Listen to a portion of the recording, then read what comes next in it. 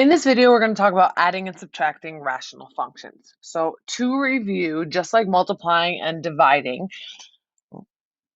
operations with rational functions are the same as operations with what? Fractions. Fractions. Fractions? Is that how you spell? Yeah, that's fractions. Yeah, it just looks wrong. Anyways, fractions. So it's important to go over our fraction rules when we are talking about adding and subtracting. But why is it easier? So in contrast to multiplication and division, why is it more difficult to add or subtract fractions versus multiplying and dividing?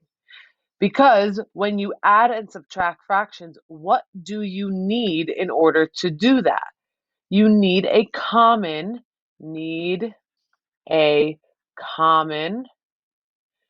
denominator.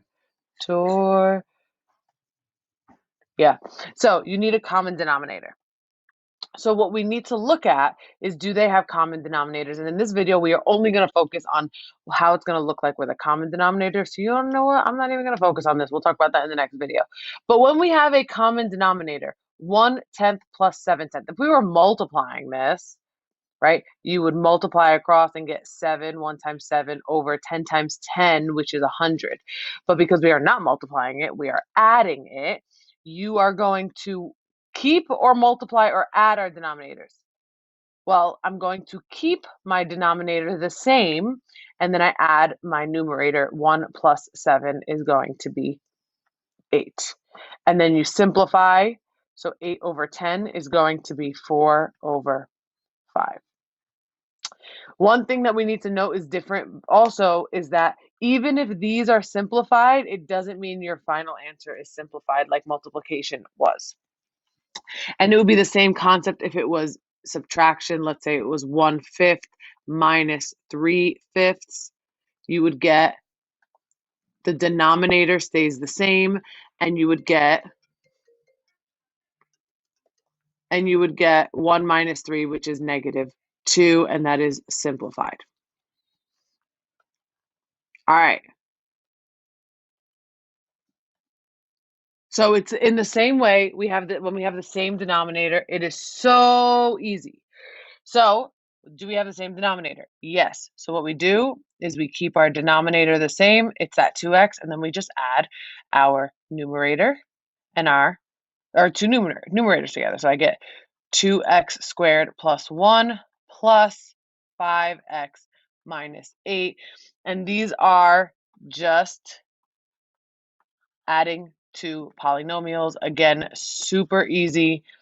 And then you just have to combine your like terms. So we have 2x squared plus 1 plus 5x minus 8. So combine like terms, we have 2x squared. That goes away. Then we have a plus 5x, which goes away.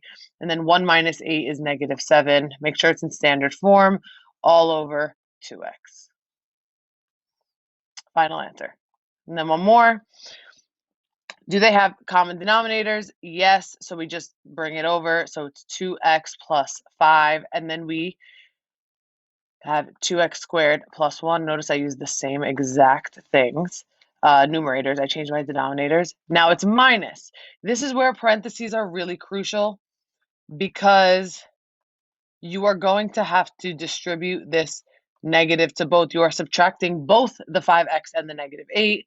So we get 2x squared plus 1 minus 5x plus 8 over 2x plus 5.